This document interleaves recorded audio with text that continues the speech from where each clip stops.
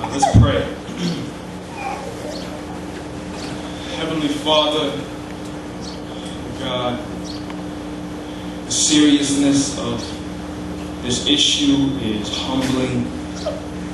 Father, this is the most important issue in all of eternity.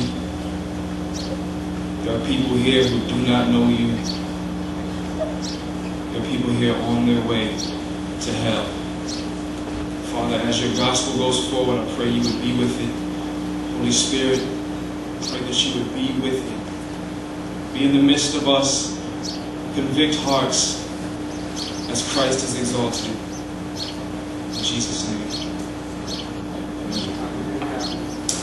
Amen. Okay, thank you so much for the invitation to preach on the gospel. Excuse me. We're going to get going. I'm going to be bringing out a lot of scriptures, so I would encourage you to write them down because I'm probably going to go to them quicker than you can turn to them. So let's go. I want to tell you some things that will excite some of you and anger others. My talk tonight will be about the gospel.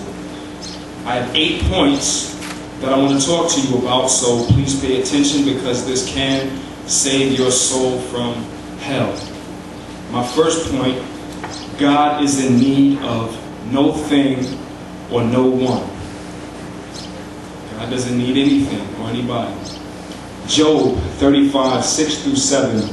If you have sinned, what do you accomplish against him? And if your transgressions are multiplied, what do you do to him? If you are righteous, what do you give to him? Or what does he receive from your hands? In other words, God is not at all made more valuable, more precious by our obedience to him. He is in absolutely no way diminished or devalued by our sin. God's value is within himself and not within us. Acts 17, 24 through 25. The God who made the world and everything in it, being Lord of heaven and earth, does not live in temples made by man, nor is he served by human hands as though he needed anything, since he himself gives to all mankind life and breath and everything. See, we get life. There was a time when we did not exist. God created us. Now we have life. Within God is life, but no one gives life to God.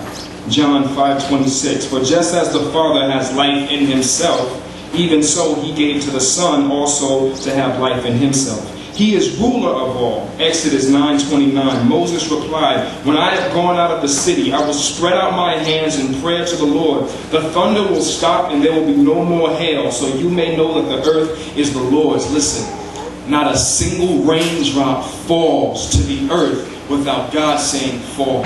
Not a breeze of wind, not a snowflake. Nothing happens outside of the will and command of God. He owns it all. He rules it all.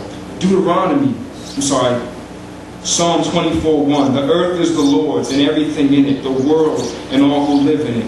He owns it all. Deuteronomy 10:14. Behold, to the Lord your God belong heaven and the highest heavens and the earth and all that is in it. You watch television shows and they have all these shows about people's houses. We're so impressed. They have these huge mansions and people stand next to them smiling saying, yes, this is my home. I own it. This is my car. I own it. God owns the heavens and the highest heavens, the earth and all that is in it. He controls it all. Deuteronomy 32:39. See now that I am he, and there is no God besides me. It is I who put to death and give life. I have wounded, it is I who heal, and there is no one who can deliver from my hand. Again, from every breath that is first taken in the delivery room to every breath that is lost on the deathbed, God is the one who does it.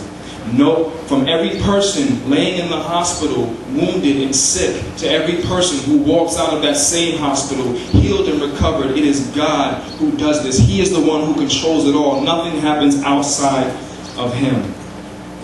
Some people have this misconception. They think like God was lonely, so he made people. Or God wanted someone to talk to. He needed someone to love.